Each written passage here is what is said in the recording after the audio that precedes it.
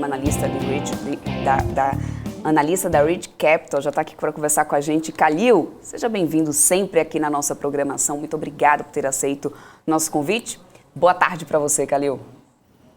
Boa tarde, eu que agradeço o convite. Kalil, vamos lá.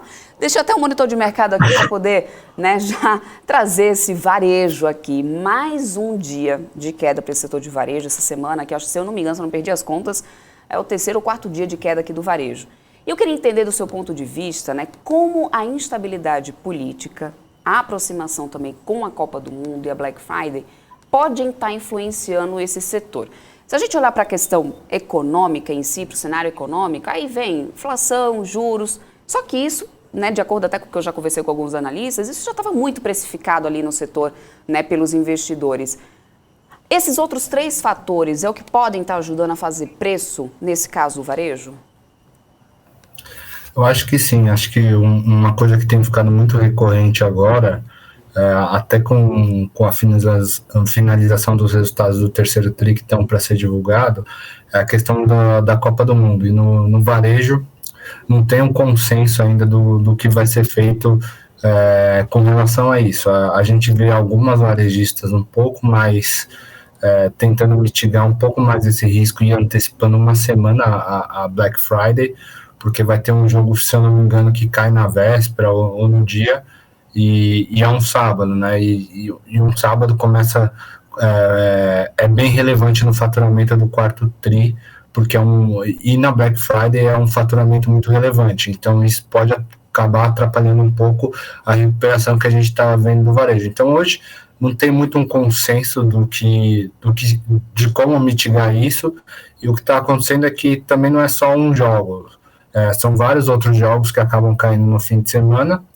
e a percepção é que é muito difícil quando você é uma varejista que está no shopping, é muito difícil você conseguir atrair o seu cliente para o shopping num dia que tem jogo. Provavelmente o pessoal vai sair de casa, vai assistir o jogo fora e não vai para o shopping. Então é um dia de fluxo morto e que teria um faturamento relevante se não fosse a Copa do Mundo. Então isso acabou ficando mais recorrente nas conversas que a gente tem visto, e acho que um outro movimento que a gente acabou vendo também é uma participação maior dos investidores em alocação de commodities. Então o pessoal está um pouco com toda essa incerteza do varejo do que vai ser, está preferindo ativos com geração de caixa, com uma previsão mais dada e mitigando um pouco o risco do varejo e indo para esses ativos aí que eles julgam mais seguros, tá?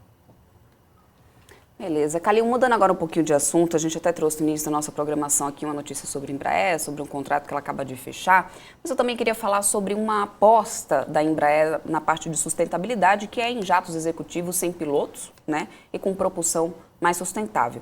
Eles têm até uma ampla pauta de sustentabilidade, mas isso tem levantado também alguns debates importantes, inclusive sobre a importância de um piloto nas operações aéreas, no qual o fator humano, de alguma maneira, faz uma determinante diferença para atuar em caso de emergência. Como que você tem avaliado esses projetos da companhia? Você acredita que a sustentabilidade, olha só, minha fonoaudióloga nessa hora puxa minha orelha. Você acredita que a sustentabilidade tende a valorizar realmente o setor com projetos dessa forma? Ou isso ainda pode demorar para acontecer, isso é coisa para longo prazo? Valeria a pena, por exemplo, investir agora no setor? Eu acho que, o tema de sustentabilidade, principalmente na aviação, tem sido um tema que tem se tornado mais recorrente. A gente vê as empresas, não só a Embraer, outras fazendo algumas movimentações para atrair um pouco mais da atenção dos investidores. Nesse ponto específico de não ter um piloto, é uma questão complicada, primeiro porque quem tem que dizer isso, talvez, é o seu cliente, não a empresa, Se o seu cliente não vai estar confortável de não ter um piloto lá, é difícil você conseguir vender isso. O que a gente tem visto é que tem outras pautas de sustentabilidade que são bem mais interessantes e mais fáceis de fazer. Tem toda a questão do combustível de aviação, que a gente tem visto um pouco mais de discussão de combustíveis com aeronaves menos poluentes, que talvez seja uma alternativa que não só reduz custo, porque elas são menos poluentes justamente porque são mais econômicas, né? Então, talvez um investimento um pouco mais nessa parte que é totalmente operacional da empresa e talvez vai reduzir muito mais custo do que o corte de salário de um piloto que vai fazer uma viagem executiva que talvez nem vai ter tanta demanda para isso, talvez seja um direcionamento, na minha visão, um pouco mais correta da empresa, né? Acho que olhando para o setor como um todo, né, eu acho que ainda é um momento de cautela para o setor, tem que olhar com carinho, mas tem que ter um pouco mais de cautela, embora a gente tenha visto uma recuperação doméstica, né, e isso vai trazer pedido de aeronave ou não para ela, a gente ainda tem toda uma questão de margem estrutural do setor que vai mudar, né, principalmente para 23, né, a gente está vendo a movimentação do petróleo e diversos research estão apontando que o petróleo ainda não deve cair significativamente durante 23, e tem toda uma incerteza sobre o quão sustentável ainda é essa recuperação doméstica, porque, veja bem, a gente está com uma recuperação doméstica no Brasil que está acima dos patamares de 2019, que já foi um ano espetacular para a aviação, tá? O que o pessoal está se perguntando o quanto disso é uma demanda reprimida que o pessoal está usufruindo agora e que em 23, no mundo ainda de taxas de juro alta, com talvez uma inflação ainda acima do que a gente estava esperando, será que ainda, e muita gente alavancada ainda, quer dizer, não é que a renda das famílias ainda está maravilhosa para esses gastos discricionários, veja o resto do varejo como um todo.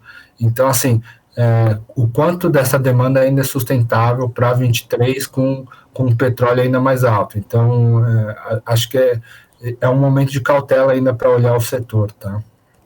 Uhum.